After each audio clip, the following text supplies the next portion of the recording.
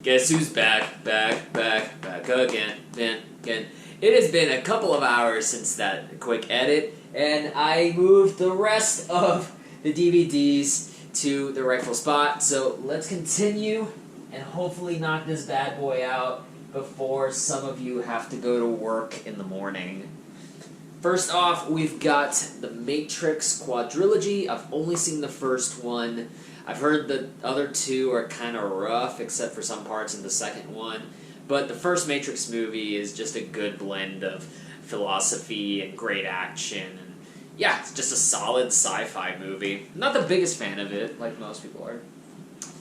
And then, this is one of my prized possessions. Stephen King directed this movie about machines that become sentient and terrorize a small town, really the world, but specifically these people that are trapped in a gas station, and this Green Goblin looking truck is the leader of them all, and this movie is absurd, and it's stupid, and it's crazy, and it is one of the greatest sci-fi movies you will ever see. If you ever want a movie that is just so insane, go for broke, off the wall, with actually some pretty decent characters. I really like Emilio Estevez in this. Maximum Overdrive is like required viewing. After that, we got The Mechanic. I think this is an assassin movie with Jason Statham and Ben Foster. I think the only reason I got this is because I wanted to see the Mechanic Resurrection movie, but I never got a chance to see it. So this movie, it's decent. It's got some good people in it. I like Ben Foster a lot. He was in Hell or High Water. So this movie's a pretty decent action movie. Now, speaking of Jason Statham, this movie, The Meg, is exactly the kind of cheesy shark movie that I wanted, that doesn't take itself too seriously, that when we were in the theater, as soon as Jason Statham took his shirt off, there are a bunch of, like, 3 winos in the front next to us just going, ooh! Yeah, that's the kind of movie this is. You know, giant shark, Jason Statham, you just cannot go wrong. This is a really cool cover for Christopher Nolan's Memento. It looks like a psychiatric report, and all the detail that's in this is really neat. I super love this. I got it for stupid cheap, too. But yeah, I still haven't seen this movie yet. However, the case that it came in is perfect. Of course, a childhood classic, Men in Black. Good sci-fi movie. I like Will Smith. It kind of reminds me of being 4 years old. This movie, I think, is friggin' perfect and underrated, and nobody's seen it. Midnight Special, which is basically the Superman origin story, but, like, in modern times, like, what would realistically happen if you found out a kid had crazy superpowers? It's a little bit of Superman, it's a little bit of E.T., but it's so full of heart and mystery and wonder and genre goodness that you cannot give this up. Jeff Nichols directed this. He directed a really good movie called Loving as well. I don't think I have that movie. No, I don't have that movie. But I should get it. That movie's really good, too. And then we've got Ari Aster's follow-up to Hereditary, Midsommar, which is way better than Hereditary, in my opinion. I think Florence Pugh delivers a master performance. Jack Rayner, if he's in a movie, except for Transformers 4, likely your movie's going to be really, really good. And yeah, Midsommar is just one of those films that doesn't look quite like anything I've ever seen before. It's a great exploration of abuse and gaslighting and that sort of like indecision and the kind of inner turmoil in yourself when you've suffered through a lot of crap. And this movie is just absolutely gory, messed up, and perfect. Another movie I haven't seen, Tom Cruise's Minority Report. It's one of those movies that everybody says is really good. Steven Spielberg directed it, about people trying to solve crimes before they ever happen. And with every increasing year with new AI technology, there's an increasing fear that this might actually become reality. So I think I might want to brush up on my future history here. Speaking of Tom Cruise, I love my segues. Mission Impossible 1 through 5, these are the movies that I actually like in the series. I know Fallout is supposedly the best of them all. I just couldn't connect to it. It kind of got to a point with Mission Impossible where, like, if the story doesn't really work for me or if the characters don't really work for me, I'm kind of tired of the stunts. And I don't need to buy the movie to see the stunts. I could just go on YouTube. But yeah, My favorite one, I believe, would still be the first one, followed by Rogue Nation. Give me Mission Impossible 2, 3, and Ghost Protocol. Mission Impossible 2 is a terrible movie that is just amazing. Like, the intro to the villain, when he catches that scarf in midair, and then there's like a guitar that goes, "Wee!" when he catches it, and does the quick zoom. I die every single time. It's hilarious. A movie that my wife showed me, The Mist, directed by Frank Darabont. I think the director of Shawshank. Yeah, director of Shawshank Redemption and The Green Mile. This movie is actually pretty interesting. It's got like kind of like a Lord of the Flies Survivor vibe, with one of the most hilariously terrible endings ever. But I like Thomas Jane a lot, and this movie's pretty freaking solid and kind of creepy at times. Oh god, please don't break shit.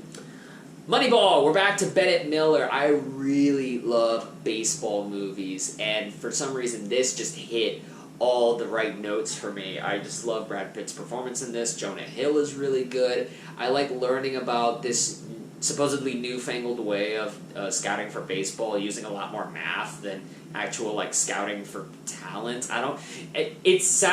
This sounds like it's a crock full of shit, but the movie makes it sound a lot cooler than that. I just like Bennett Miller's ability to direct really weird concepts, or like concepts that you wouldn't think would make a movie and make it like a really great movie. But yeah, good movie. Monster House, super underrated animated movie. This is a ton of fun. It's got that kind of 80s vibe to it with a bunch of precocious kids in a crazy situation. The animation, I don't think I've seen anything quite like it in a while.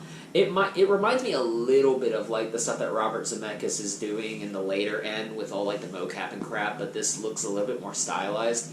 And yeah, if you want a really good Halloween kids movie, this is a perfect choice. Monsters, directed by Gareth Edwards, who did Rogue One and Godzilla. This is a really cool low-budget movie about what would happen if like aliens landed on Earth, and you know there was like this demilitarized zone where like all the monsters lived, and instead we had like the wall set up between the U.S. and Mexico. So it's about these two people that are kind of like forced to cross that border and deal with all the crazy stuff that's in there. And I think for it being a low-budget movie, for it, you know, not having the greatest special effects in the world, it's really effective. I think it's better than Rogue One especially, and Godzilla. I think this is Gareth Edwards' best movie, and it's pretty damn good. Moon, one of those movies. This one's directed by David Bowie's son, Duncan Jones, who also did Warcraft. And this movie, I've not seen it. It's one of those that I hear is really, really good, and it's really, really smart, and it's got Sam Rockwell in it, and I like Sam Rockwell. Now this movie, I love. Mother. Darren Aronofsky. I think this is my favorite Aronofsky movie. Yeah, it's my favorite Aronofsky movie. It's just this absurd kind of demented parallel, like allegory to the Bible, and just all in the name of saving the environment. You know, it basically takes like the stories of Genesis and Christianity to kind of like make a point about how we're destroying the planet. And I just love how I can take so much out of this with a story that kind of just boils down to like marital problems and a bunch of douchebags as guests. And then the world just explodes. I really love, I think Matthew Libatique, longtime collaborator with Aronofsky, he did the photography on this one, and I just love how subjective the movie is from Jennifer Lawrence's point of view. She's playing against type. She's a lot more tender and meek in this than I normally see her in movies, and she plays that really, really well. How she's just kind of like slowly uncovering this nightmare of just this house that is being destroyed, the house that she loves, by these random people, and her husband, played by Javier Bardem, that doesn't respect her. This movie is, it works on so many levels that, like, if you're just looking at it as, like, a woman whose husband is a kind of a douchebag, and everybody who's, like, coming to her house as being a douchebag to her in her house, you get it. But if you want to talk about like God and Genesis and Cain and Abel and all that good stuff, you can find that here too. Great movie. Highly, highly recommend it. You know I'm a baseball fan. Mr. 3000, God rest you, Bernie Mac. There was never anyone else that could do it quite like him. This movie isn't the greatest thing in the world, but damn it, I just love it. Now this movie, required viewing. Mr. Smith Goes to Washington. This is the 75th anniversary Blu-ray, and it's got, you know, a little essay book inside that you can read. I actually used some of the tools in this essay book for a essay I did in college. And this movie about like this guy that's going to, you know, Washington to be a good senator and basically embody the ideals of democracy against a corrupt Congress. Like, this movie is just, with every passing year, it becomes more and more relevant and more necessary, so I definitely think it's a great pick.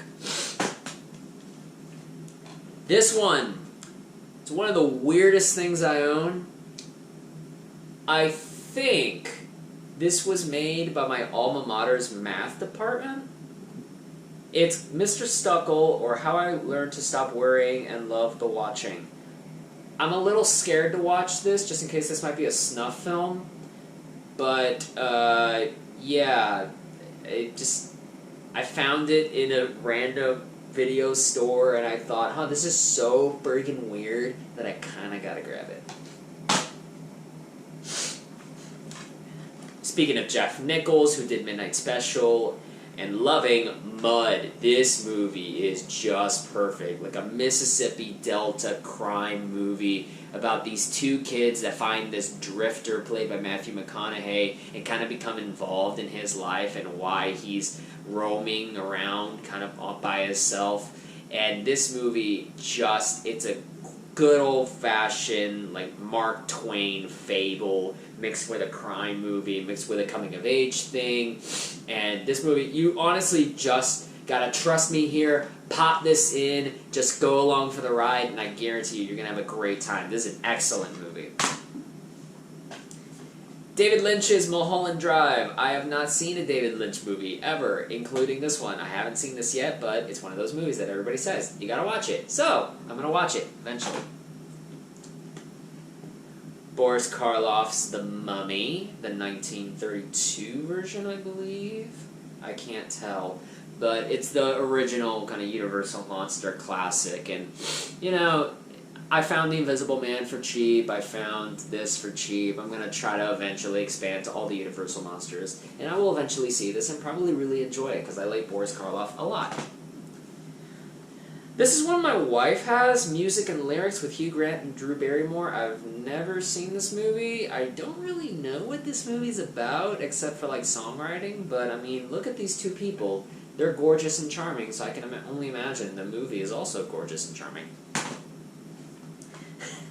I bought this a really long time ago. My Bloody Valentine 3D. I've heard this movie is terribly great. I've yet to see it, but I'm kind of excited to see it. You ever have one of those days where you just see something and just go, you know what? Fuck it. My Magic Dog. One of these days, I'm going to be inebriated out of my mind and watch this movie, and I'm either going to regret it or it's going to be the greatest movie I've ever seen. We'll see. Oh god, the piles come down again. Alright, next pile. Ooh, come here.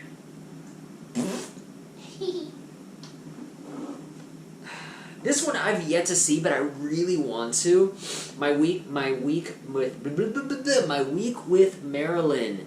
This kind of, it's not necessarily a Marilyn Monroe biopic. It's more than it is just like the relationship between him and her assistant on played by Eddie Redmayne. And Michelle Williams just looks brilliantly like Marilyn Monroe, and I don't know, this is one of those movies that people are just like, yeah, this movie's really good, check it out. So eventually I will check this one out.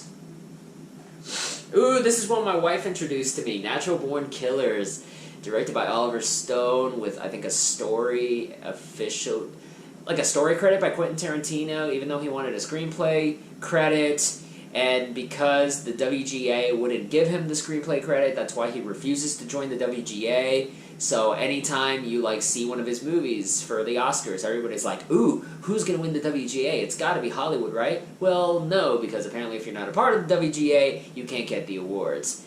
So yeah, this movie is just a blissfully crazy ride through just, I don't know, just, it's so nuts. It's kind of like this Bonnie and Clyde on, like, bath salts, so to speak, and it's kind of like Fear and Loathing in Las Vegas meets Bonnie and Clyde, and it's all the better for it. This is when I knew I really, like, had picked a great person to fall in love with, by the way. I've yet to see this one, but I really, really want to see it. I really like the trailer, Nebraska, directed by Alexander Payne. I think it is about a guy who is convinced that he's won the lottery, and so he convinces his son to like take him to the place where he's gonna claim the prize, even though the son knows that it's bullshit. And I want to see this one because this movie apparently was really, really good. I think it was nominated for Best Picture, if I'm correct, the year that it came out in 2012. So yeah, should be pretty good. Is it? I don't know. Back to Nicholas Winding Refn in one of my favorite movies of the decade, The Neon Demon. It's basically this genre bend of like horror and like sleazy thriller about the dangers of the LA fashion industry. And Elle Fanning is the new model that's coming in, and she's kind of like taking over the hierarchy, and all the other models are jealous. And it's about just like the crazy lengths people will go to achieve this unattainable sense of beauty. And the movie is just absolutely spellbinding. There are some scenes in here that I would just like frame on my wall if I could. But yeah, this movie is just, it's fucked and gorgeous. Let's go with that. Guess what?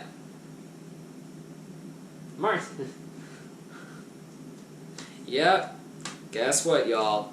It's another Martin Scorsese movie. New York, New York. I've yet to see it, but it's a Martin Scorsese movie, so at some point, it will be on the list. With Liza Minnelli and Robert De Niro playing the sax, like Bill Clinton.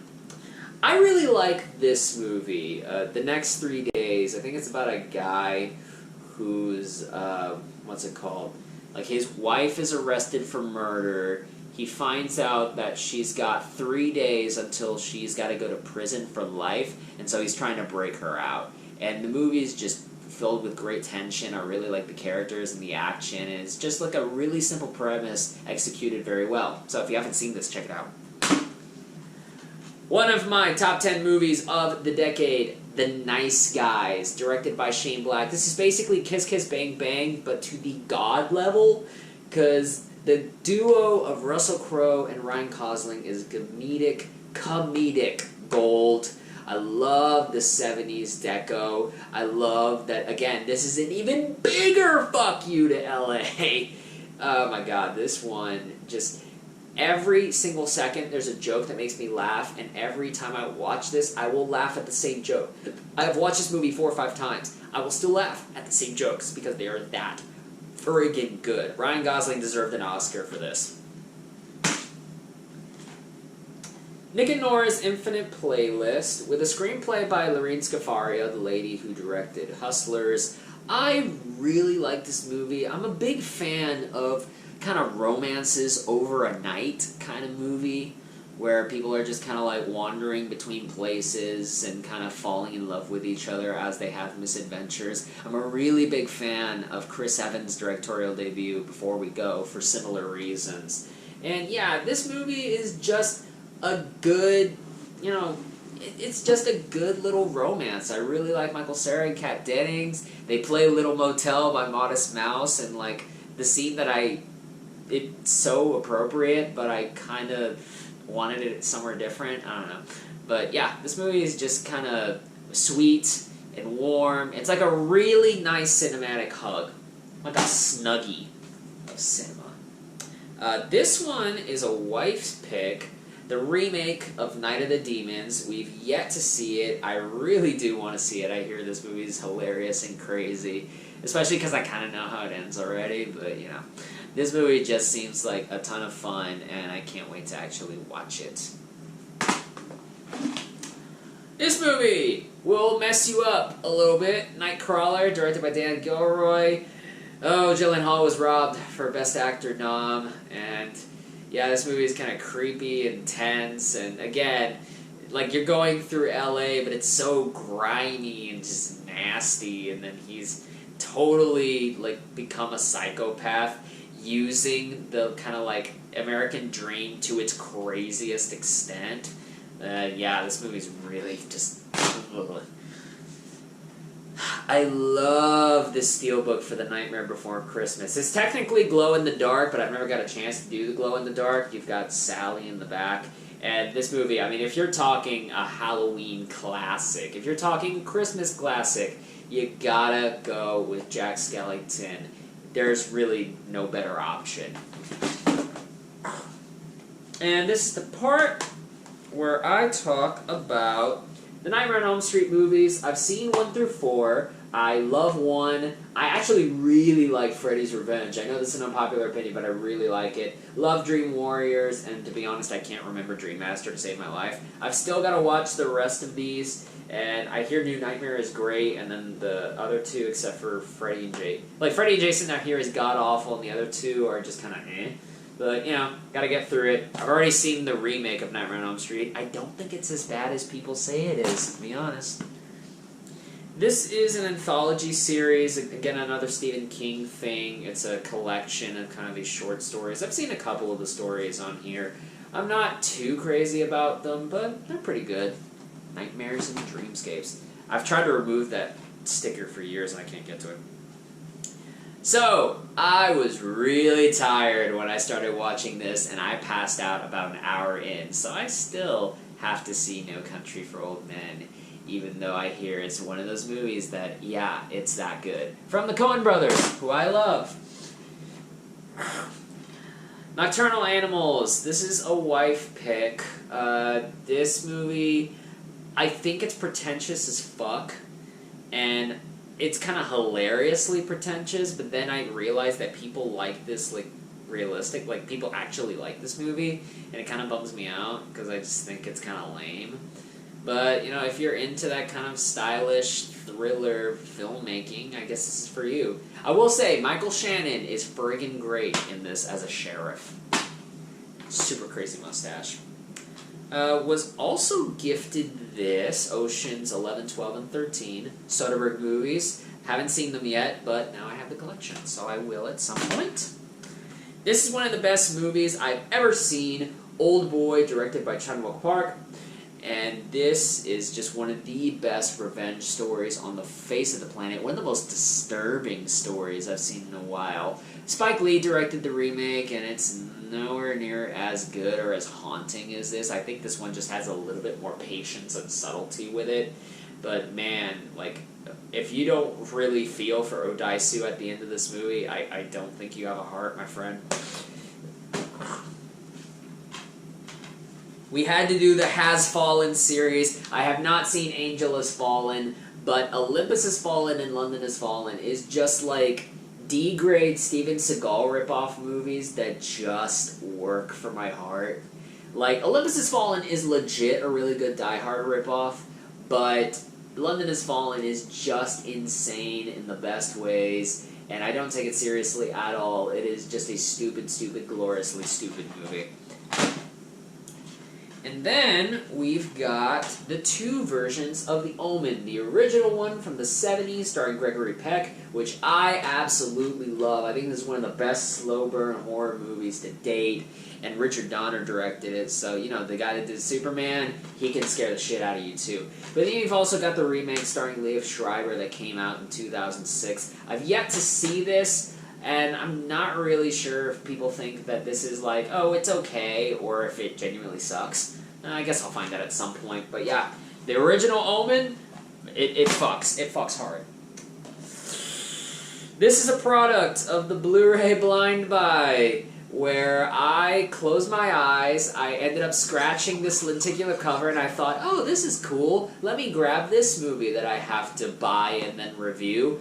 One Direction, This Is Us, the most boring music documentary on the face of the earth. It has no idea whether it wants to be a clip show, a YouTube series of just them screwing around in the background, or like a real like in-depth look at the band and their success and who they are as people. It's just kind of all over the place, and it's not great. However, you could scratch the lenticular, and that's always fun to do. Another movie that I grabbed because everybody says this is really good, but I haven't seen it yet, One Flew Over the Cuckoo's Nest. Yeah, that's just what I got to say. Another movie that my wife showed me that I fell in love with, The Others. This is a fantastic ghost story. It's creepy as hell. It takes its time developing it. Also, PG-13. There's not a lot of stuff that your kids can't see in this. So if you have kids that are like slowly getting into like this kind of older version of horror, I definitely think this is a bone-chilling movie with a great, great ending. Next pile, we start off with another one of my favorite directors and one of his most honestly underrated movies, Guillermo del Toro's Pacific Rim, a love letter to the giant kaiju mech genre, and he's put characters in there that actually work. They're not like the most complex narratively designed characters in the world, but you know what? They're just solid. Everything in here is executed perfectly. I love the design, I love the visual effects, I love the action, and I love the performances too. Everything about this movie grabs me and makes me want to be in this world. I mean, I don't want to be like fighting the monsters or anything, but I do want to like stand on the wall and watch people fight monsters with giant robots. It's like a kid's fantasy taken completely seriously and puffed up to like $150 billion. I love it so much. And the sequel can suck a big fat one. These two movies are required viewing. If you want a powerhouse of kindness to balance out your rotten heart, Paddington, Paddington 2. He's a bear, he likes marmalade, and he's the kindest motherfucker on the face of the earth. You respect Paddington. Another movie I haven't seen yet, but I'm kind of excited to because people say Pain and Gain is Michael Bay's kind of return to making movies that fit his oeuvre very well. This one seems to be all about excess, and I mean, it's Michael Bay, so Pain and Gain seems to be that. I've yet to see it, but, you know, I'll be down and watch it eventually. And I've got Paranormal Activity, Paranormal Activity 2, and Paranormal Activity 3. If we're talking trilogies, I think this really works. I do like the marked ones. I haven't seen Ghost Dimension. Paranormal Activity 4 sucks. But, yeah, these films, I think, are genuinely solid found footage movies, especially number 2. I think there's a lot of great scares in number 2 that we take for granted. So, yeah, if you haven't seen these yet, just, you know, pop them in, give them a shot. They're pretty decent found footage horror movies. Let's see, this one is Patch Adams mixed with What Dreams May Come. I've yet to see Patch Adams. I mean, I know about it because it's Robin Williams doing like a goofy face. And my wife really likes What Dreams May Come, and I don't really get it. But she likes it, and it makes her cry, and that's a good movie. So I guess if you're interested in kind of like later era, like late 90s, Robin Williams movies, you can always watch these. This movie, Patterson, is really, really charming. A super cool slice-of-life movie just about Adam Driver, who plays Patterson, who lives in the city of Patterson, New York. He drives his bus, he writes poetry, he hangs out with his wife, who has an obsession with like polka dots, and he has a bulldog, who is like the cutest bulldog on the face of the earth. And it's just a week in this guy's life, and there's something just so pleasant and chill and like serene about living this guy's life. It really kind of reminds you that movies can really be about anything and still be freaking great. One of the best movies from last year, The Peanut Butter Falcon, kind of reminds me of Mud, just that kind of Mississippi Delta, Mark Twain fable, Huckberry Finn vibe. This movie is just an underrated gem. Shia LaBeouf and Dakota Johnson are good in it. I like Zach Gottsagen in this movie. He is the beating heart of this film. And this movie just combines some crime stuff and some buddy adventures and wrestling, and it's got some great cameos in there. I really, really love this movie. And again, if you don't like this, I truly believe you have no soul. Speaking of not having a soul, if you don't like it, if you don't like the Peanuts movie, I truly don't think you have a soul. Like, Charlie Brown is just, like, you can't root against this guy. I really think you can't. This is the film that actually made me write down a review, my very first review back in the day, and it's The Perks of Being a Wallflower. I'd be honest, I haven't seen it since I did that initial review of it, but I remember just kind of being struck by how cool it was, and I just had to write something down. So yeah, in September of 2013, after watching this movie in my room, I was moved enough, in the same way that I'm moved to take off this piece of plastic off of this DVD spine, to kind of think about this movie, write a review, and start a blog. And then the rest, ladies and gents, and other non-binary folk, are, it's history. Pet Sematary, I think this film's kind of goofy. It's goofy, and I'm not really a big fan of it. I wanted the remake to be a little bit more serious, but then that movie was, like, god-awful. I think it was, like... Honestly, it's tied with Lion King as, like, the worst thing I saw last year, the last Pet Sematary movie, but this movie's fine. The cat's cute. I want to rub his fluffy face.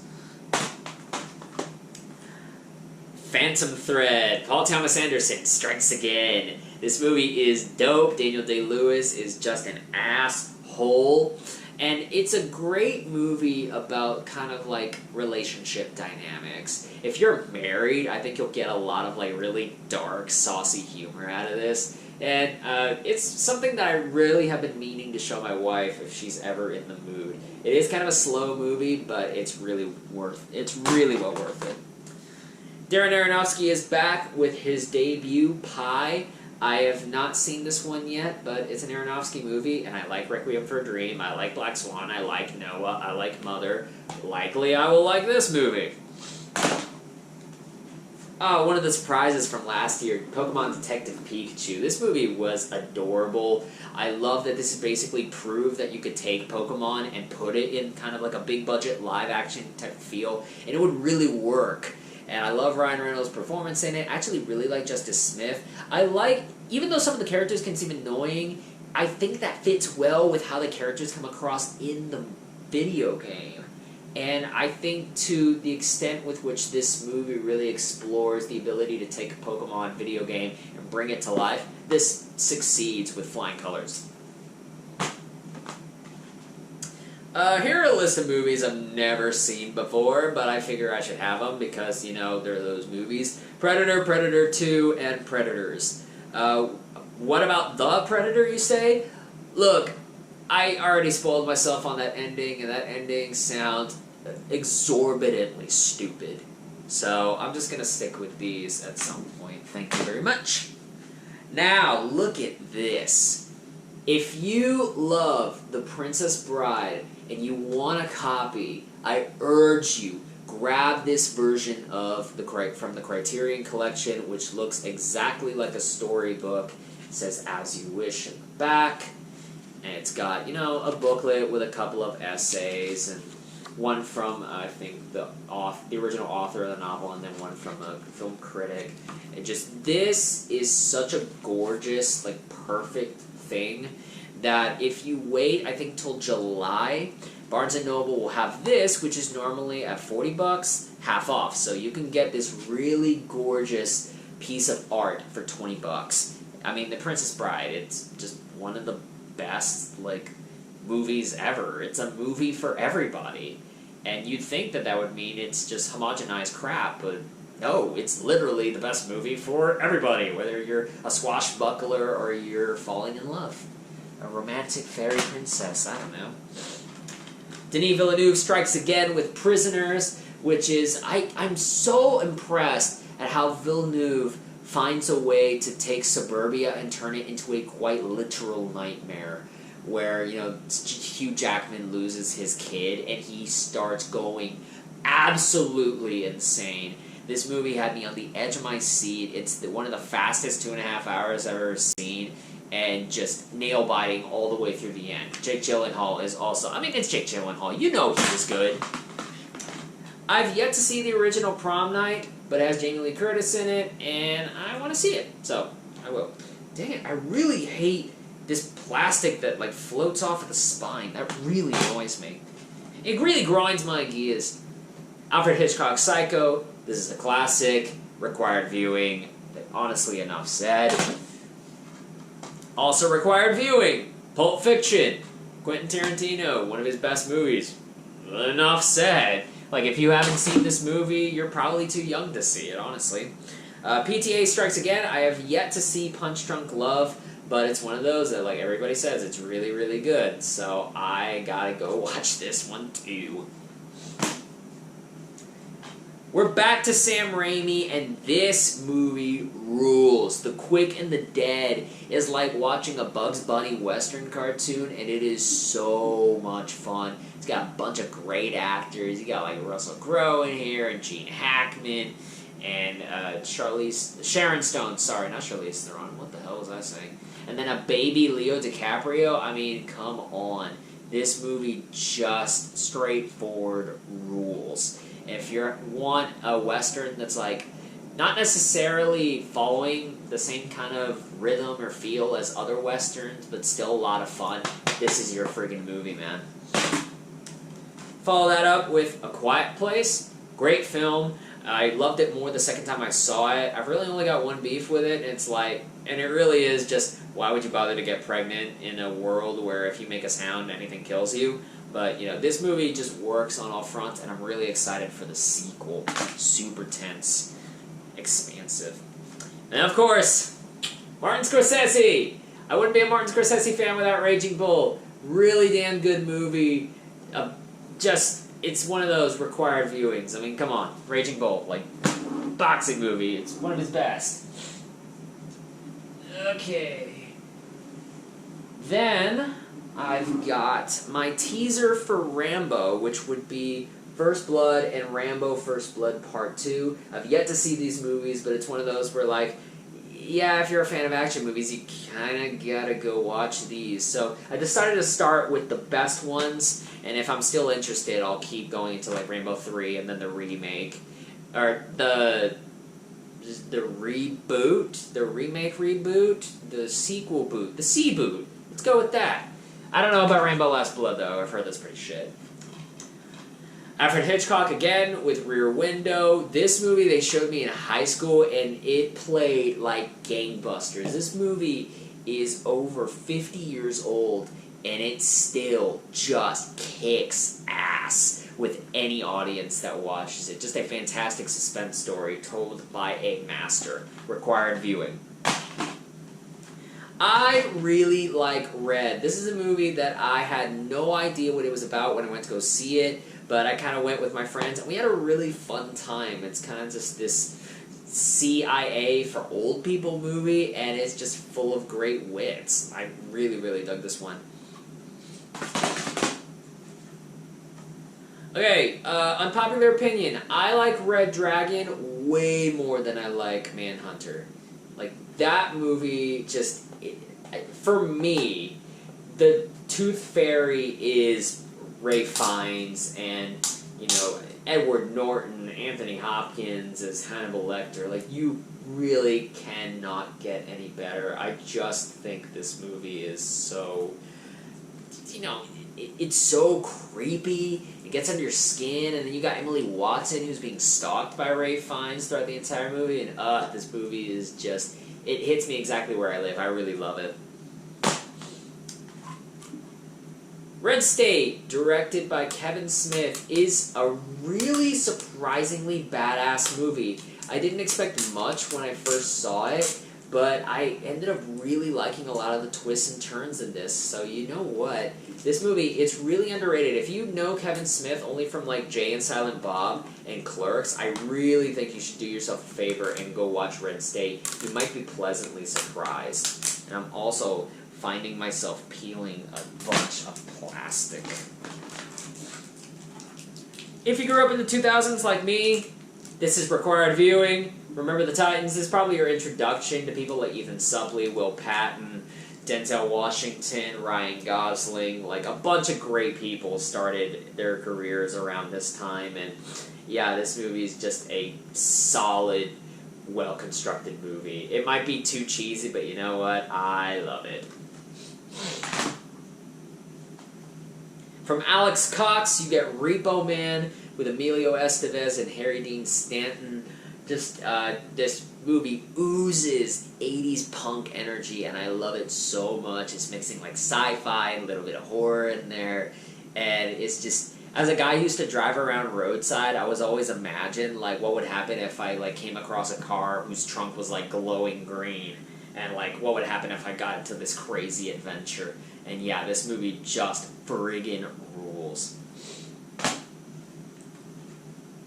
Repo the Genetic Opera, something that my wife introduced me to, and I'm not the biggest fan of this, but I dig it. It was fun. It's really absurd and wacky. It kind of feels sometimes like you're watching a play, like a recorded version of a theatrical production, but either way, it's fun for what it is. If you're into really campy, over-the-top horror, sci-fi tinted stuff, I think you're going to be into this.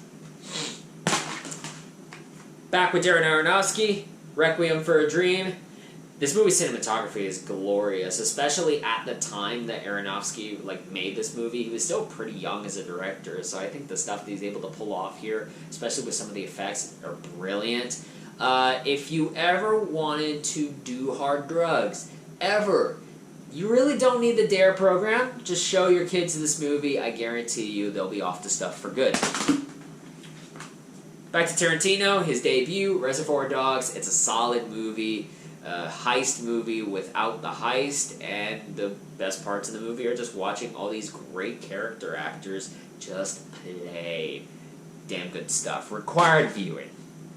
Also required viewing, Return of the Living Dead, which is my favorite zombie movie of all time. Yes, even more than Romero. I think this movie just has a bunch of fun. Again, it's got a little bit of that punk energy too. But I really like my zombies weird and funny at the same time, and this movie just nails the tone perfectly. Like, you really can't get much better than Brains and Tarman and Do You Wanna Party? It's party time! The Revenant, directed by Alejandro González Iñárritu. This is his follow-up to Birdman, which also won him a Best Director award at the Academy Awards. Won my boy Leo his very first Oscar. And at some point in my tenure in this apartment, I will hang up my giant poster size of this movie. I absolutely love it. It just kind of blew my mind when I first saw it. So spiritual. And yeah, there's really nothing that looks like this movie. The fight sequences in this are visceral and crazy. They genuinely feel like you're about to get hit in the head with arrows. And it just... the survival story is glorious. I really like Rise of the Planet of the Apes. I think it's got the kind of same quality as a really solid Marvel movie. I'm not quite as big a fan of Dawn of the Planet of the Apes, but I think the action is a lot better. As for War of the Planet of the Apes, I'm not really a fan. I think it's kind of slow, and I'm just not really a fan of the characters and the way some of the plot goes. It's just kind of eh. But yeah, I really like Caesar as a character. I think Rise is definitely the best one. And yeah, if you're interested in a reboot of Planet of the Apes, you really can't go wrong with these. Road to Perdition. This is a movie that everybody says is really good, so I said, you know what, I'm gonna keep it. It's directed by Shawn Mendes, who also directed 1917.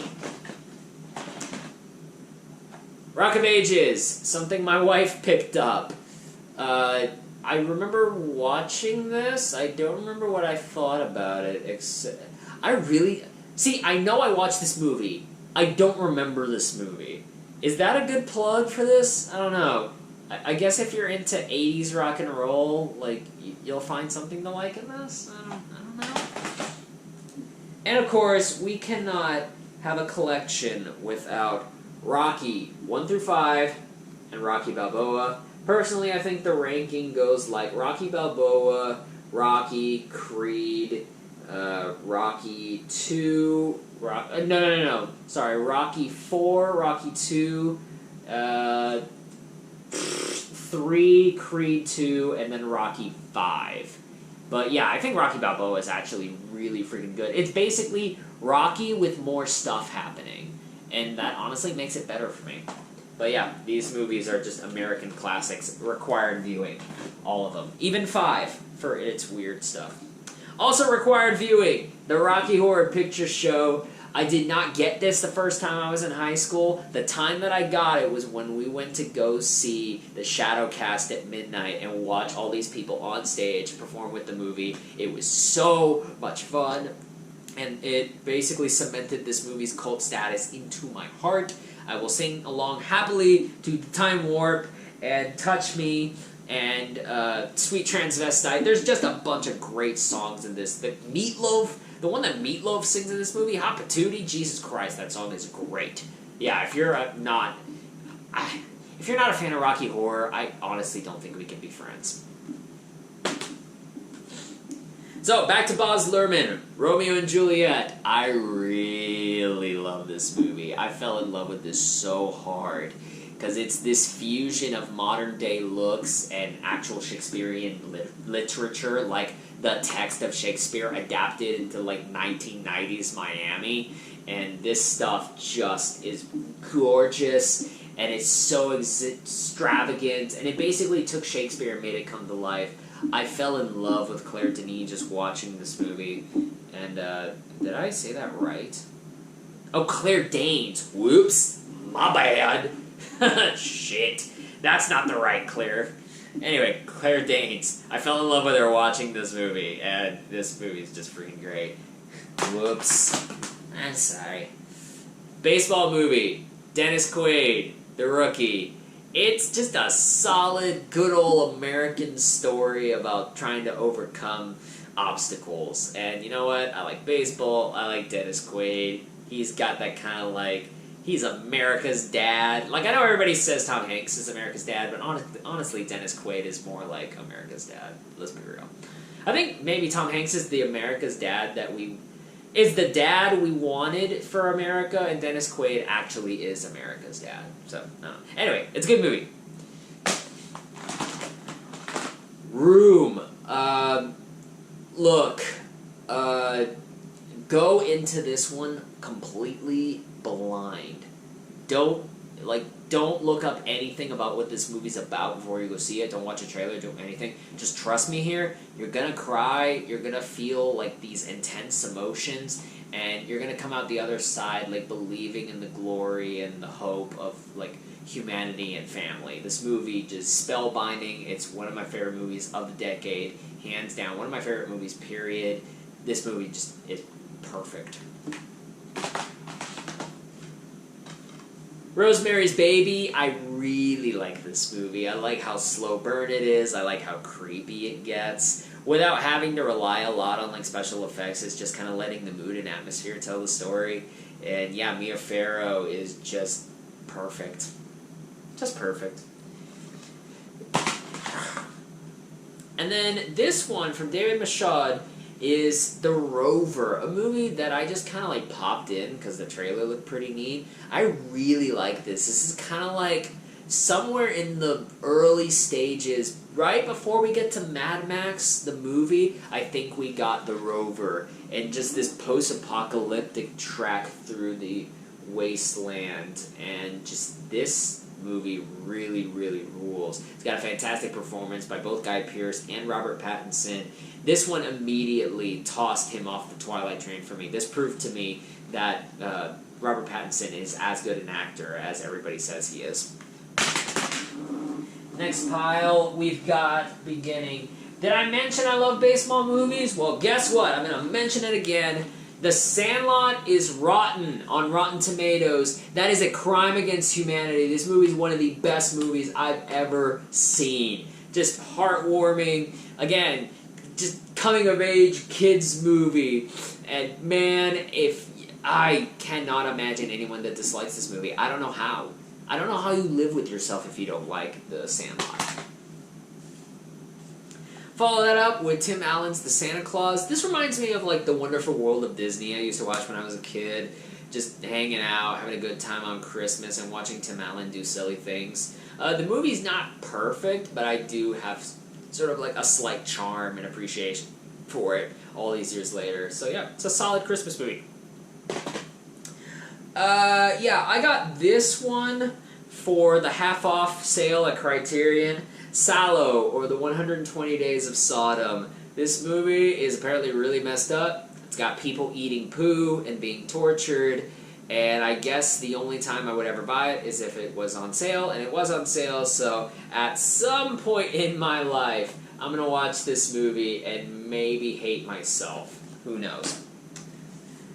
Scanners, directed by David Cronenberg. This one is also of the Criterion Collection. I really like the artwork in this.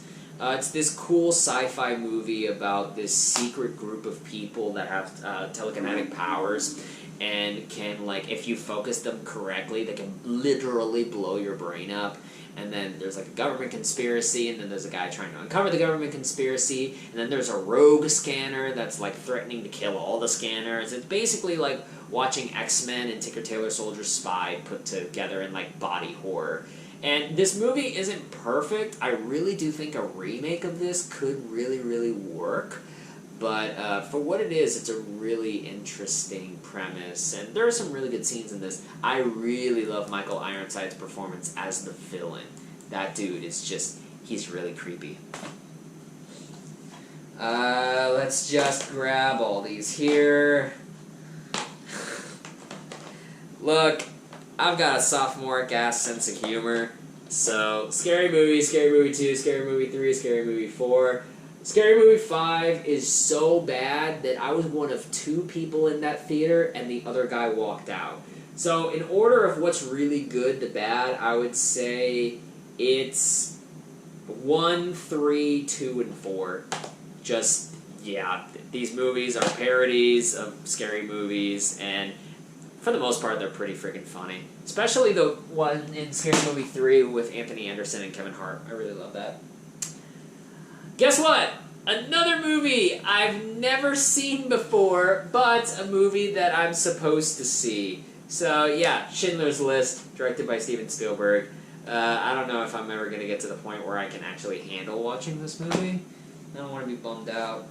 But speaking of not being bummed out, School of Rock, directed by Richard Linklater, starring Jack Black in one of his best roles. I mean, this is a movie...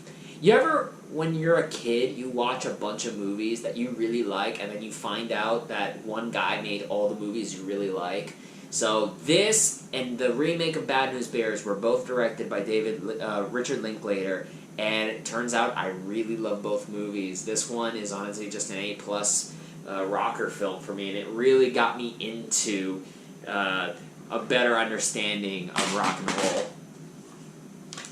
Scott Pilgrim vs. the World, my favorite Edgar Wright movie. I have the books. I fell in love with them after I saw this trailer. This movie just rules, and it's got a cast full of people that are going to be stupid famous in the decade to come. So you got like Michael Cera, Mary Elizabeth Winstead, Chris friggin' Evans, Captain America, Captain Marvel, played Brie Larson is in this one, Aubrey Plaza, Brandon Routh, who would make his resurgence on TV in Legends of Tomorrow. He was also Superman too. And yeah, Alison Pill is in this, and I've seen her in a couple other things. Just this movie absolutely rules. It's like this great mashup of like kung fu and sci-fi and comic books and superheroes and video games. anything that my 15-year-old heart desired. Great, great, great movie. I've got the Scream quadrilogy, because Wes Craven's a genius, and I think these movies are really, really good. I really think The Secret Life of Pets is adorable, super cute. Kevin Hart cracks me up in this movie. It really doesn't get much more simple than that. The Shallows is not the greatest adventure movie in the world, but you know what? There's something about Blake Lively's performance that works for me, and I kind of like this sort of bare-bones survival of it all. The last act is stupid and goofy, but it works for me. And by the way, shout out to the Seagull. That dude should have gotten Best Supporting Actor. A Best Picture winner, The Shape of Water, directed by Guillermo del Toro. This movie is just absolutely gorgeous. You watch this and just fall in love with filmmaking. Not necessarily the film, but the way the film is made. Like, if you're really just looking all over, trying to figure out how everything works, this movie is a masterclass in how to make a movie. Speaking of Frank Darabont, Shawshank Redemption and The Green Mile. I have not seen both of these, so I better get busy watching or get busy, I don't know, donating these to the library.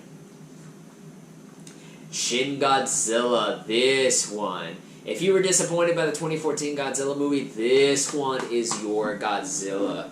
It's the one it's the one produced by Toho, and this movie is such a darker turn on the original Godzilla myth. It's got this great dark sense of humor, talking about the ineffectiveness of Japanese bureaucracy.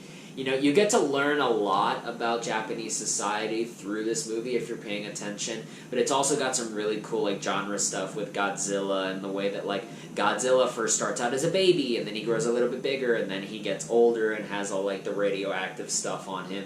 This movie's really, really good. It's really terrifying if you think about what Godzilla represents, this kind of, like, harbinger of man's destruction because of man. You know, this movie really, really rules. Had to get the Steelbook for The Shining. This is one of my favorite horror movies of all time. I would probably say it's number 2. And Stanley Kubrick, I think, is a genius. Jack Nicholson should have gotten all the Oscars in the world. And yeah, this movie is just so... There's really nothing like it. And so when you watch it in a theater, it feels like you're transported into another weird dream world. And this movie rules. I don't have Shrek, which is really weird, but I do have Shrek 2, and Shrek 2 is my favorite of these. I think it took the Shrek story and expanded it beyond what the original premise was. I really like the kind of plays on pop culture this has. I like the expansion of the story, the introduction of Shrek trying to be approved by Fiona's parents, and then the side plots with the fairy godmother, Prince Charming. It just kind of expanded the world, expanded the scope and the stakes, and made it all really, really work. Also, Puss in Boots and Livin' La Vida Loca. Come on. Like, come on. It's so good. One of my favorite movies of all time, and one of my favorite movies of the decade, Silence. This one is like a soul shatterer. It's a one about these 2 Jesuit priests in the 17th century that traveled to Japan because they think that one of their elders has apostatized, which means publicly renounced the faith. And so they go in as missionaries, try to go rescue their master, played by Liam Neeson, and the rest is this kind of like stripped down examination of one's faith and how difficult this is and how difficult it is to be a fallible human trying to serve an infallible God. It really gets in my skin and it made me weep, and it's just one of those movies I will never ever forget. I don't know if I can watch it again anytime soon because it's a really heavy one, but it's really good.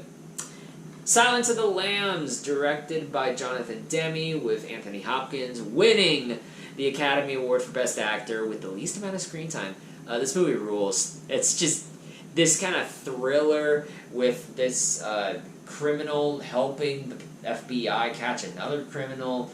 It's a great mystery. You know, if you're a fan of stuff like Denis Villeneuve's Prisoners, I think you'll really, really like something like this.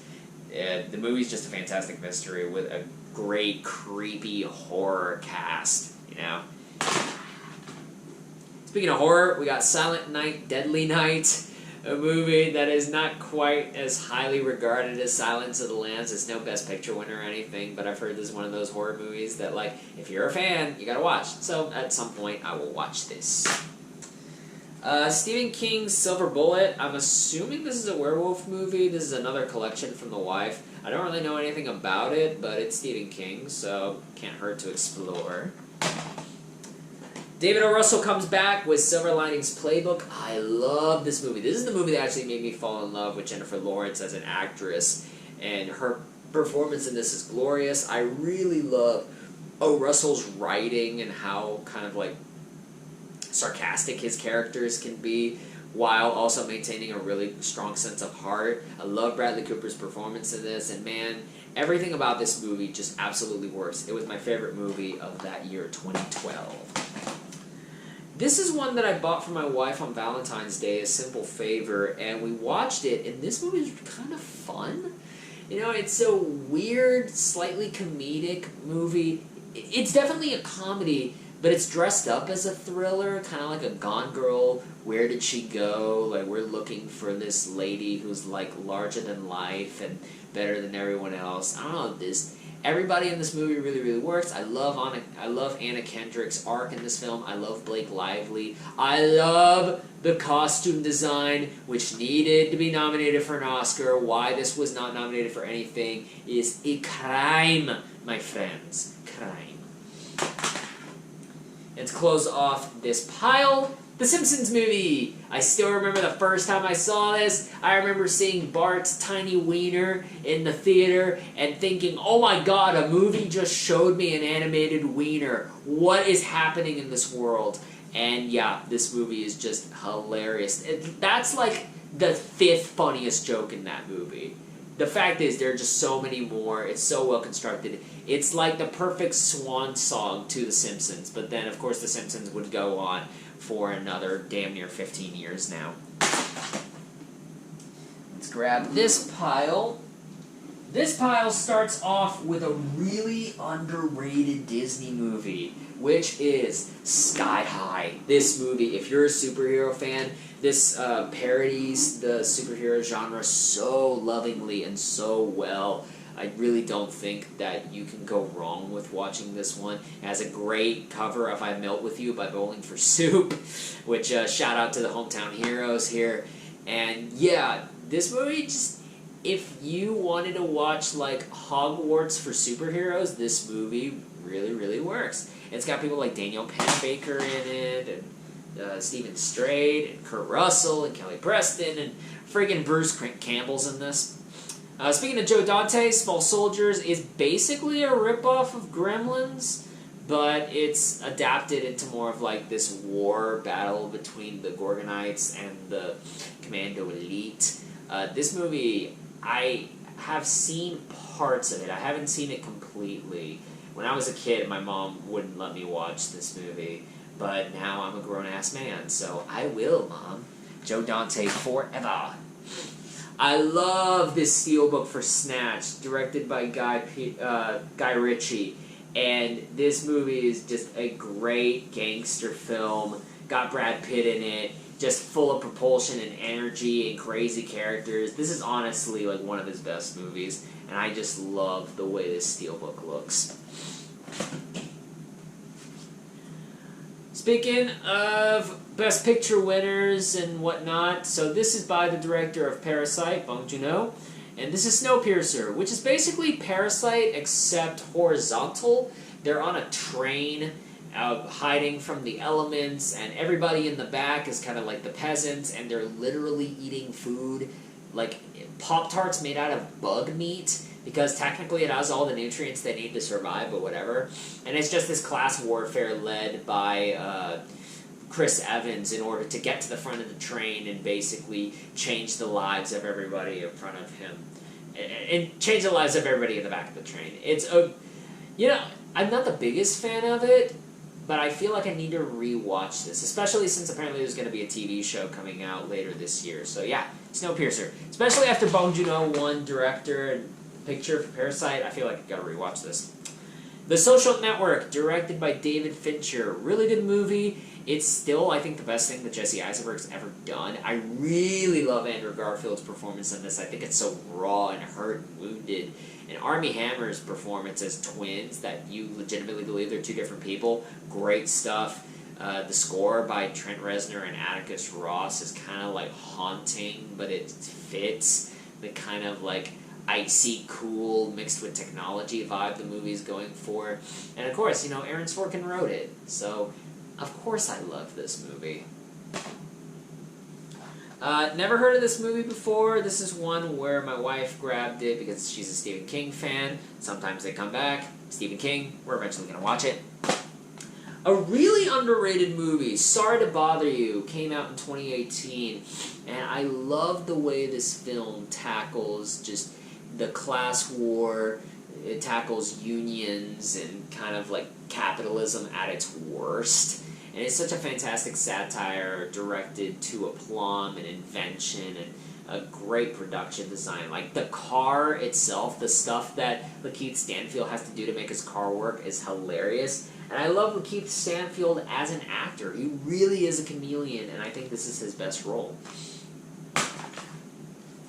We were talking Mel Brooks before, so you gotta talk about Spaceballs. What a wonderful movie. Just, may the Schwartz be with you. Come on, man.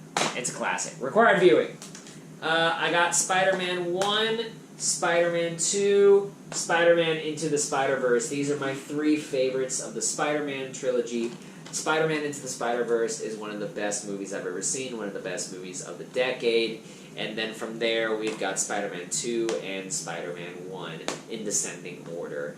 And these movies, you know, Spider-Man is my favorite superhero of all time, and these movies just celebrate the best things about Spider-Man, which is that sort of like struggle between like his responsibilities and what he feels like he can do, and then also, you know, what people expect of him. These movies are just perfect. If you ever really needed Spider-Man, just these are fine. You'll be good. Splice. This movie is basically what happens when scientists just don't know when to stop poking things. And this movie is really, really good. At the very end, it gets kind of like disturbing in a way that I don't think fit what the movie was going for. I didn't really appreciate where the movie went. But up until then, this is kind of like a great, you know, watching the scientists screw up because, you know, you shouldn't be messing with genetics. Ooh, Split. The one that really restored faith in M. Night Shyamalan. I think James McAvoy is masterful in this. I love how like bleak the movie is. I love Anya Taylor-Joy's character and how she spars with the different personalities of Kevin Wendell Crumb. This movie is just... I think it might be the best thing McAvoy's ever done. It probably is, because his performance is just absolutely spellbinding.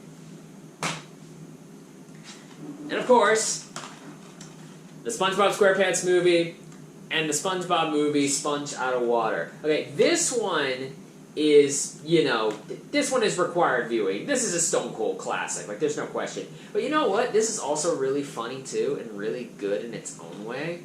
And I feel like if you give it a shot, you'll find that it's just as strange and weird and like absurd as the best of kind of like the older SpongeBob stuff.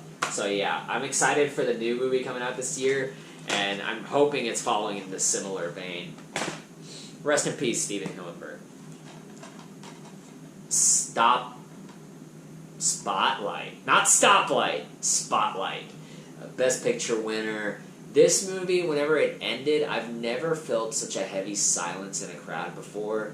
You know the end of the movie where they show you all the cities in which these cover-ups of sexual abuse by the Catholic Church were taken, and our eyes were glued when we saw Dallas, Texas on there, and we're like, oh my god, no. Oh my god, it happened. And watching this movie is just amazing because you feel like you're watching kind of like a documentary. You're watching people discover just the layers of cover-ups and abuse and scandal that were going on in the Catholic Church in Boston. And everybody in this movie is great. I think Liev Schreiber was kind of overlooked in the Oscar conversation for this, but I really do think his performance is kind of what really makes the movie work. Without that outsider perspective to kind of look objectively and tell people what's wrong, the people probably wouldn't have looked into these crimes as much as they should. So yeah, Spotlight is one of... It's a tough movie, but it's such a good movie. A Star is Born! And A Star is Born! I think this one, I want to say it's from the 50s. I'm not entirely sure. Hopefully I'm not, like, crucified for not knowing that. And you've got the 2018 one with Bradley Cooper and Lady Gaga. I've yet to see this one. I have seen this one. It is glorious. If I had seen it in time, it easily would have made, like, my top 10 of that year. I think this movie is just really, really strong, and I love Bradley Cooper's performances and direction. I love Lady Gaga, and there are some moments in here that just make a grown man weep.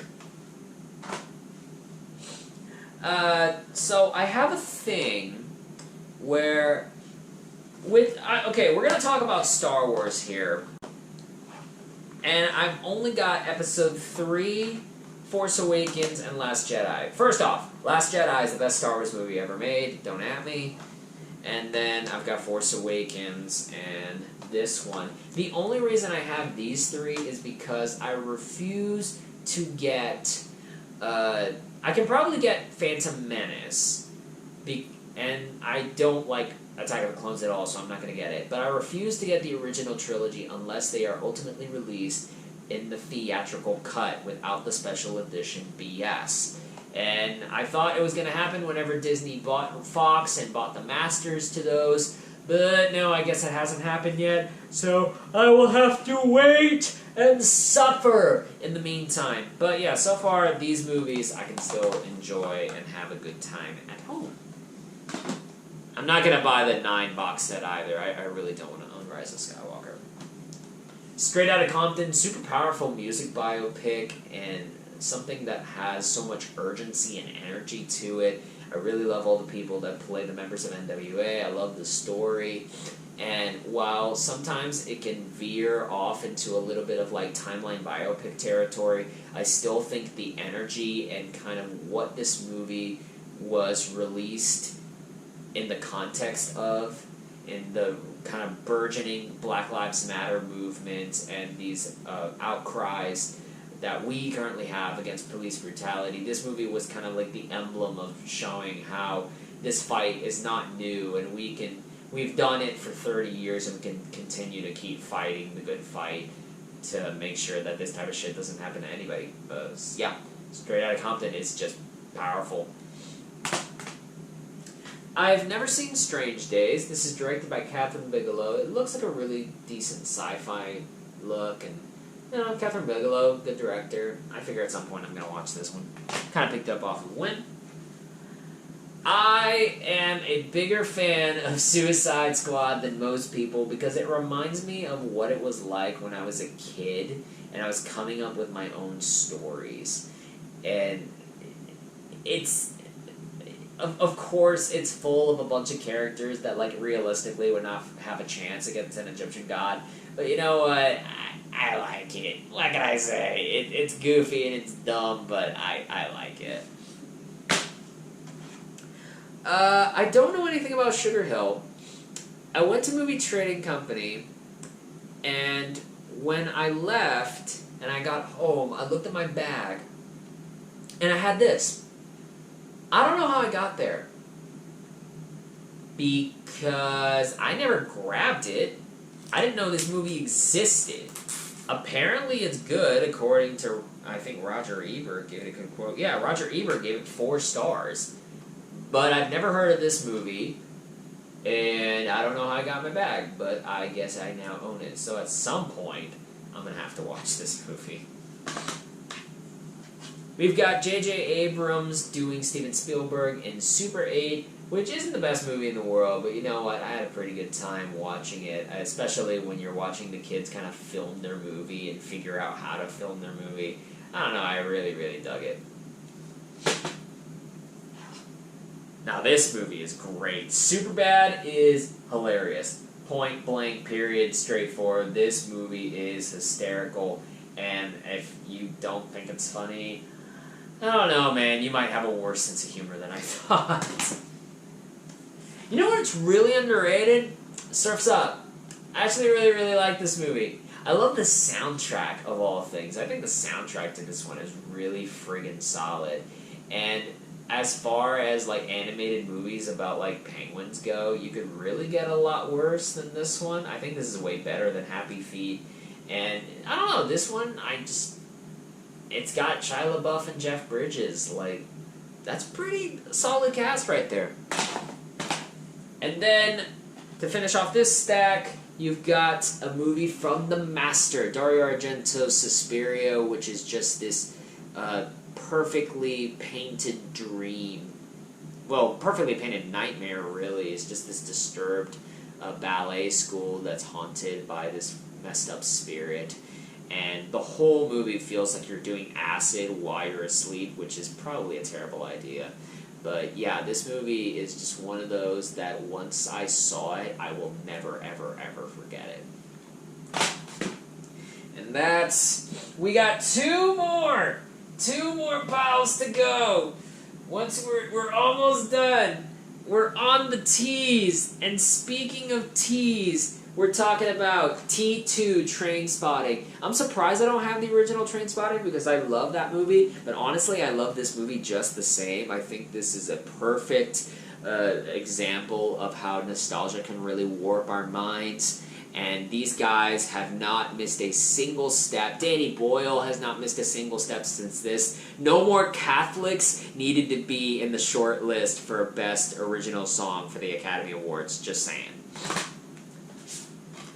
Tarzan, I'm a late 90s, early 2000s kid. This is required viewing. Speaking of required viewing, Taxi Driver. I actually have a duplicate of this, but I needed to get this steelbook because it is so gorgeous. And it's a Scorsese movie. I'm a Scorsese stan. Y'all already know the drill. Shut Up. This movie's fun. Again, it's a 2-hour Saturday morning cartoon, and honestly, after the abysmal disaster that was the original Teenage Mutant Ninja Turtles, I thought this movie was a welcome breath of fun. Tenacious D, In the Pick of Destiny. It's so good. It's so good. I love the songs in this one. I love the fact that Dave Grohl plays the devil. I love that Meatloaf is like this anti-rock dad, and Roddy James Dio comes alive within a poster. Basically, if you're a fan of rock and roll and comedy, like, there is no reason you shouldn't like this movie. Originally, I didn't know what I would think of the Terminator, the original one, as soon as I saw it. If I rewatched it, I did rewatch it. I fell in love with it even more. But yeah, T2 is still, it's T2. It's one of the best action movies ever made. It's required watching. And honestly, I'm going to grab the Terminator at some point, probably in a really good format, because I think that movie really fucks, and it's kind of great. One of my favorite horror movies of all time, The Texas Chainsaw Massacre. I think this movie is petrifying. And I think it works in the same kind of dream logic where you don't really have control over your body. And so that kind of worries, like, that's part of my fear, that I can't control what my body does. And so eventually, if I can't control my body, what is my body but a worthless slab of meat for cannibals to start eating? That is horrifying. And this movie tackles all of that so well. A movie I bought a long time ago, but I've never seen. It's one of those that apparently, like, you gotta watch it because everybody says it's good. Thank You for Smoking. Don't know anything about it except I think Aaron Eckhart is a lobbyist for the tobacco industry. And yeah, apparently it's a really good movie. So, Paul Thomas Anderson strikes again. There Will Be Blood is my favorite movie of his. I started this movie at 3 in the morning thinking, oh, I'm just going to go to sleep and be fine. And then I watched the sunrise, and the movie was over. It was 6 a.m., and I had watched the entire thing because I was thrilled from beginning to end. This movie is just so powerful. Daniel Day-Lewis is insanely good as Daniel Plainview. Just this despicable piece of shit. Like, he drinks your milkshake, damn it. And God, this movie is just about the worst type of humanity, bolstered and nurtured under American greed. So good. Speaking of so good, John Carpenter back at it again with The Thing, the remake of the original 1950s movie that he had actually had playing in the background in the original Halloween. But this movie, I want to talk about remakes. This movie is absolutely one of the best special effects of the time, arguably the best special effects of the time. And this movie is just such a slow burn chiller. And when it finally cracks, it cracks wide open. So it's got the best of both horror-loving worlds. This movie. This friggin' movie. I hate this movie. I think this is my... if I'm really honest here, I think this is my least favorite movie of all time. Just because I'm so irritated by this depiction of 13-year-olds. Like, no 13-year-old that I knew ever acted like this. No 13 that I'd ever heard of acted like this. And this movie is so melodramatic, and it's shot terribly. And I like Twilight better than this. This is made by Catherine Hardwicke, who directed Twilight. I like Twilight a lot better than this. Just saying. This is a pick that my wife has, because she loves it. I can't stand it. I'm sorry. I know it's for some people. It's not for me. 13 Ghosts, another wife pick. I know we watched it. I think I was drunk, so I might have to rewatch this one again. I don't know if maybe we give up halfway through, but I hear this one's really, really good. You got the Thor trilogy. Honestly, this, I think, is my favorite trilogy in the MCU. Yes, I know. Okay, so Ragnarok is my all-time favorite MCU movie, right? I think that movie's just perfect and a blissful Saturday morning cartoon fun. Thor, after re-watching it for a collaboration I did with Ryan O'Toole a couple of years ago, I think that movie is really friggin', like, solid. Like, that film's, like, great. It's a weird black sheep of the family, but I think it works better than it doesn't. And then Thor: The Dark World is definitely, like, a lot of growing pains for the character, but there's still some really decent stuff in there. So, you know what? Yeah, especially after the kind of story arc that Thor went in Endgame, he's my favorite Avenger, and his trilogy is my favorite of the MCU. 3 Billboards Outside Ebbing, Missouri. I think this film is just a searing, just satire of American politics as exposed by an outsider. It's basically like, do you guys see how y'all are acting? Because this is how y'all are acting. Y'all are, like, crazy racist and obsessed with guns, and y'all are just, like, being terrible people who don't seek justice the way you should. And I think Frances McDormand is great. I love Sam Rockwell's performance. Everybody's performance in this movie is fantastic, but I really do think it's Martin McDonagh's razor-sharp script that made this film ultimately really sink in for me.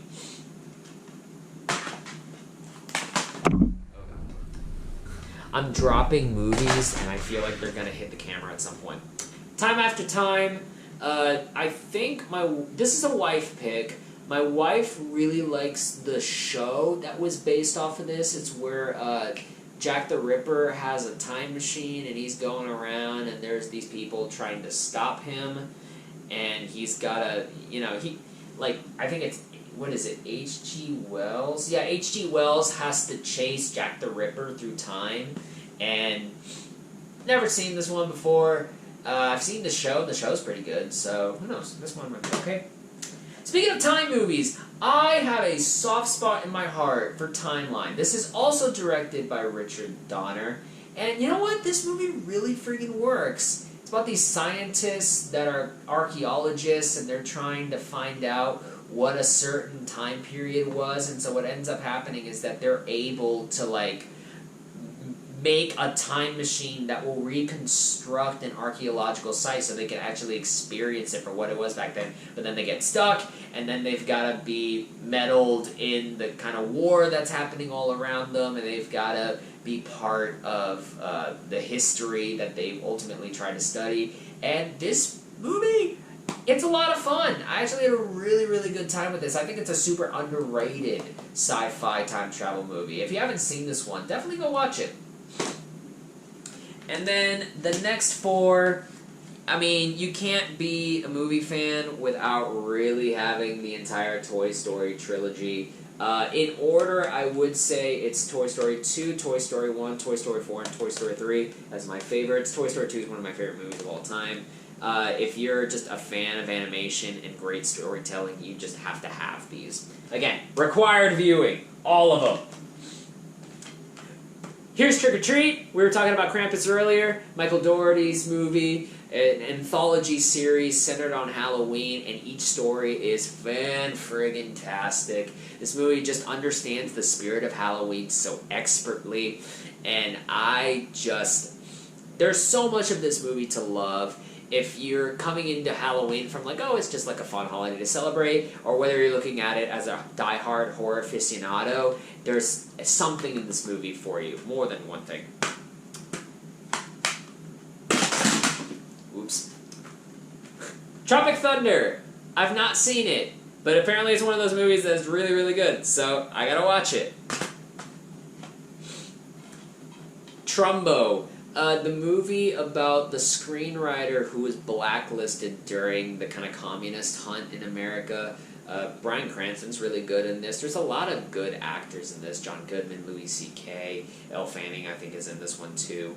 And I don't know, it's just a solid look back at Hollywood's kind of dark, dirty secrets, and led by an actor whom I really, really love. So I really like Trumbo. I've still yet to see Bombshell. It's directed by the same guy who did Bombshell. And the Austin Powers movies, which is really weird. I should get the Austin Powers movies too, what the hell.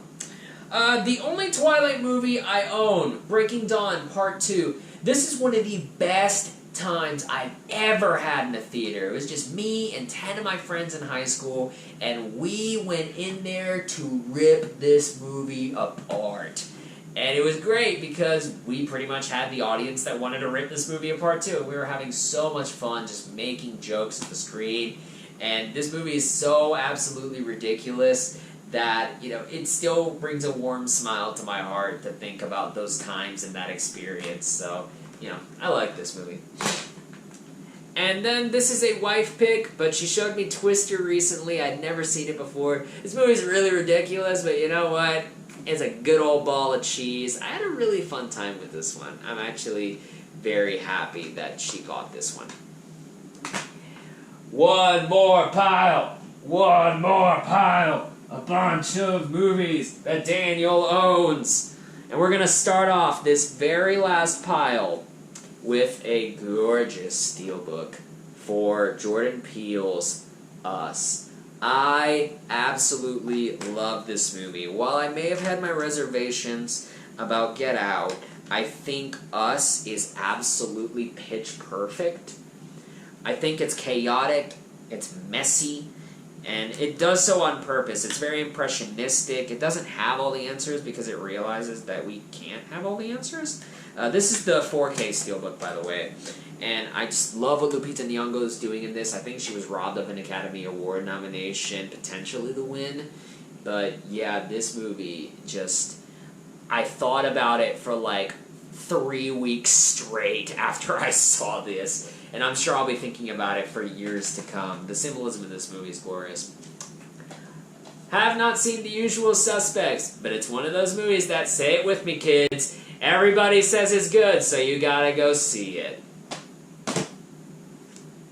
Vantage Point. I got this one for the Blu-ray blind buy, and it is a movie about the president getting shot during a speech in Spain, but the movie shows you what really happened based off of different perspectives of like 7 or 8 people in the movie. And so as you go along, you start to kind of construct what happened here, what happened there, where twists and turns are happening. And I mean, the movie's not great, but I mean, you got Dennis Quaid. And if you've got Dennis Quaid in the movie, it doesn't really matter if the movie's that good or not. You're still going to have a good time. My second VHS, Alfred Hitchcock's Vertigo, regarded by, I think, the British Sight and Sound magazine at one point as, like, the best movie ever made. But, yeah, I grabbed this one. I want a VHS DVD combo player at some point, but I really like that this has, like, a little bit of, like, you know, essays going on, and I really like the cover, and this cost me quite literally $1. So, $1 to own one of the best movies of all time. Why not? Alfred Hitchcock. Adam McKay is back with Vice. I actually had a really good time with this movie. This is definitely messier than The Big Short, but I think it makes sense because Dick Cheney wasn't quite the reliable source that we all would like him to be. We don't really know everything about him, so you've got to kind of fill in a bunch of the details as you go. And yeah, Vice. It's a fun movie. I really like Christian Bale's performance in this. I think the makeup, like, he disappears into the role so well. That guy's got crazy devotion. He's such a good actor. So yeah, if you haven't seen Vice, definitely give it a shot.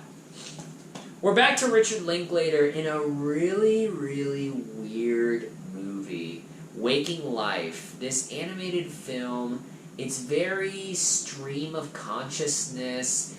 It's asking a lot of kind of philosophical questions through these little vignettes of like different actors that are coming in. And here, I think this is a rotoscoped animation, so it looks like the way real people move, but they're shaded kind of like they're in Monet paintings the entire time. And yeah, there's something about this movie that just, I saw it once and I really just didn't know what to do with it. It's one of those movies like I'd never really seen before. And so I like that Richard Linklater is constantly like reinventing and challenging and seeing what he can do with a movie. So this movie, if you haven't seen it, give it a shot. I would definitely say, like, be a little stoned when you're watching it. I don't know. I think it's a good movie. Speaking of being a really good movie, James Mangold directed the hell out of this Johnny Cash biopic, Walk the Line, starring Joaquin Phoenix and Reese Witherspoon. And this movie is just absolute perfection. It's one of those that I can pop in every single day and find something to love about it. Joaquin Phoenix sings the Johnny Cash music, but he sounds exactly like Johnny Cash. Honestly, even though he was nominated for the award here, he should have won. Reese Witherspoon won Best Actress for her portrayal as June Carter Cash. But yeah, if you want like a really good like love story mixed with like a music biopic, this film is absolute perfection. Todd Phillips, the director of the Hangover series, directed War Dogs, which has Jonah Hill and Miles Teller as like wannabe arms dealers that are slowly starting to rise their way in the ranks, and it's this kind of like crime drama. And you know what? It's pretty freaking good. I actually have a really good time with it. It's kind of lean and, you know, it doesn't really waste a lot of time. It's really entertaining. And yeah, just like a straightforward, solid Scorsese pastiche. We're at Watchmen! You remember when I said The 300 was Zack Snyder's best movie? I've only seen the first 5 minutes of this because it was 3 in the morning. So yeah, I've got to watch this. And apparently I might be eating my words in my next Blu-ray update. Who knows? You know what is a great movie though? The Waterboy. Waterboy's a great movie. I love old school Adam Sandler. I should own Happy Gilmore, honestly. I should own more of his movies. But yeah, The Waterboy I think is just absolutely glorious and just a really, really fun movie. West Side Story, I mean, it's West Side Story. It's a classic. It's required viewing. I'm Puerto Rican, so I kind of have to have this movie. This is a wife pick, When Harry Met Sally, directed by Rob Reiner. I have never seen this movie before, but I've heard it's really, really good. So, you know what? I'll check it out at some point. Now, if we want to talk about movies that you need to see, my friends, When the Bow Breaks is required bad movie viewing. This movie is terrible, but it's so funny in how terrible it is. And you just put this one on, watch it, and as soon as it stops making sense, just pour yourself a good drink and continue to just embrace the stupid. It is so glorious. I love it. One of the best movies of the decade, Whiplash, the feature debut of one Damien Chazelle. J.K. Simmons is probably my favorite best supporting actor of that decade, and this movie is just a pure, like, ticking time bomb. And I think the movie kind of blows its load just a little bit too early, which isn't why this movie is regarded as perfect from me. But if you want to talk about this like messed up psychological symbiotic relationship between Miles Teller and J.K. Simmons as they keep trying to one-up the other in search of some measure of greatness which they won't even give themselves the satisfaction of achieving, this movie is just great. It's if you like something like Black Swan, you will definitely love this. I really love the casing that I've got for Who Framed Roger Rabbit. One of the best movies ever made. One of the best like live action animated experiments. I just look at this. Just it's so good, man. And this movie is a game changer, a revolutionary. I mean, if you haven't seen Who Framed Roger Rabbit and you love cartoons, this is required viewing. Can you tell I like Scorsese yet? This is his debut. It's really good. Who's that knocking at my door? Watch it. I need you to do a double feature of When the Bow Breaks and Wish Upon. These movies are perfect. So bad they're good films. I loved Wish Upon. It was so bad. And I was laughing so hard. And then at the end of the movie, me and my friend were just mesmerized by how terrible Wish Upon was. And yet, there was a post-credit sequence. And it's like, how dare you, movie? But it was how dare you with a smile on my face. I saw this at work. I was working in the movie theater. Turns out the guy who was delivering the product was late. So we got to clock out and watch a movie. We got to watch this. It was the best day of work ever. The Vavitch, or The Witch, Robert Eggers, super slow burn, satanic movie, creepy Puritans, and just so unnerving. This film feels like we shouldn't be watching some of this, but it's so good. I really love this movie, and I'm so mad that I haven't seen The Lighthouse yet. I am frustrated. Scorsese strikes again. The Wolf of Wall Street, one of the best movies of the decade. This movie is just like excess on cocaine. It's Goodfellas on crack. And this movie is just so damn powerful. It's one of the Leonardo DiCaprio's best performances ever. I think it's Jonah Hill's best performance, period. It's better than Joe Pesci in Goodfellas. Yes, fight me. And yeah, this movie just in all ways, shapes, and forms, rules. Wonder Woman, directed by Patty Jenkins. This is one that I'm going to have to rewatch, because I remember the first time I saw it, I was really high on it, and honestly, now that I think about it, I don't remember too much.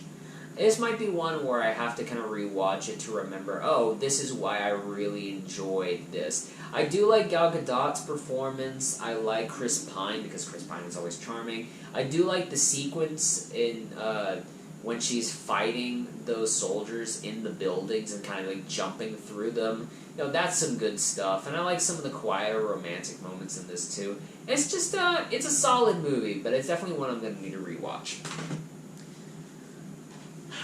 This is a wife pick that we got maybe like 5 minutes in, and I just wasn't into it at all. I think it's about this guy who's like who like kills himself, but it's like, turns out the afterlife is crap too. It's just, I don't really care. I wasn't ever in the mood for this. But we have it. we have it. This is a gift from my dad. Writing great fiction. Just he knows I like writing. He knows I like telling stories, and so this is a bunch of techniques. It's a little class teaching you a bit about story structure and whatnot. X-Men, Days of Future Past. I need more X-Men movies, but I'm always like picky at the price. But yeah, X-Men Days of Future Past I think is one of the best X-Men movies. It's not as good as X2, X-Men United, but this one's pretty solid. And it's weird with the X-Men movies because I feel like I watch them, I really like them, and then I forget about them immediately. So yeah, I think I'm just going to have to collect all the all the X-Men movies that I really care about. I need to collect them and rewatch them so I know for sure, if these movies are actually solid or if they're just like rose-colored glasses. You're next. Really good double feature with something like Ready or Not or Cabin in the Woods, just sort of like a slightly satirical home invasion movie. And this movie is pretty freaking good. I actually very much enjoyed the third act of this, which felt like a twist based on stuff that I had seen up to that point. This was a pretty formative movie in my kind of movie learning career. Is that even a thing? I don't know. But yeah, I think this movie's pretty solid. I like the gore, I like the scares, and I like the characters in it, and it's pretty solid.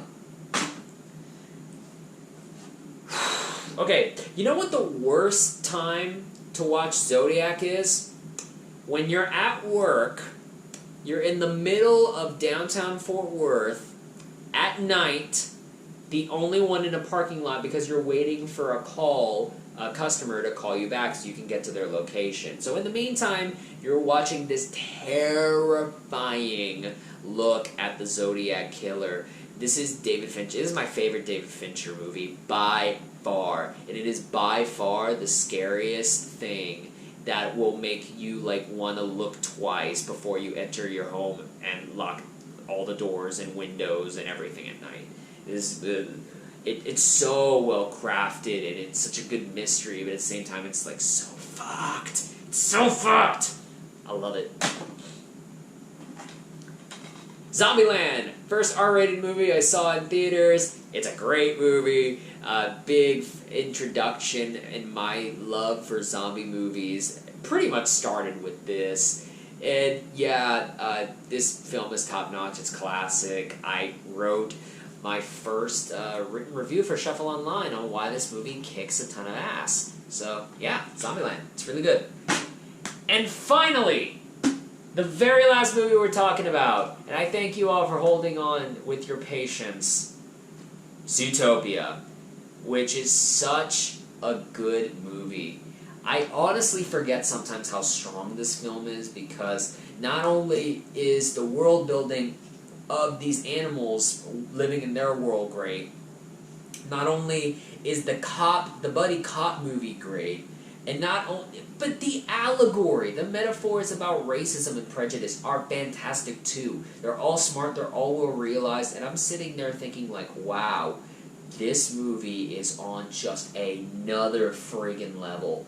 And when we're talking about Disney animation, I feel like this one kind of gets tossed to the side sometimes, which is really weird, because I think that with each like film that Disney animation had been releasing up to that point, like from Tangled to Frozen to Big Hero 6 and then this, like they were just getting better and better, and it reached its zenith with Zootopia. This movie is so freaking good. It is ridiculous. And yeah, required viewing. Honestly, required viewing. And that, my friends, is it. My entire Blu-ray, DVD, 4K, VHS collection. In case you want to know how many titles I've got, we're counting multi-packs too, by the way. 620. I feel like compared to other channels, that's just like chump change and beginners and stuff. But yeah, for me, this has just been... I love physical media. I love owning stuff. I love having the collection of the movies that I love on my wall and being able to kind of like show them to people at a moment's notice. And so, first and foremost, if you stuck with me through all of this, I bow down. We're not worthy! Oh my god, thank you so much for caring and just hanging in there, because, man, I'm telling you, somewhere around that third to last stack, I was getting tired too. Please, if you have your Blu-ray collection videos, please drop those links in the comments below. Let me know what you thought of the video. Let me know what you thought of my collection. Any thoughts you got about movies, go ahead and drop them down there. If you want to keep hanging out and talking with me about movies, go ahead and subscribe to the channel. But until next time, I'm going to go get a drink of water, and y'all take care.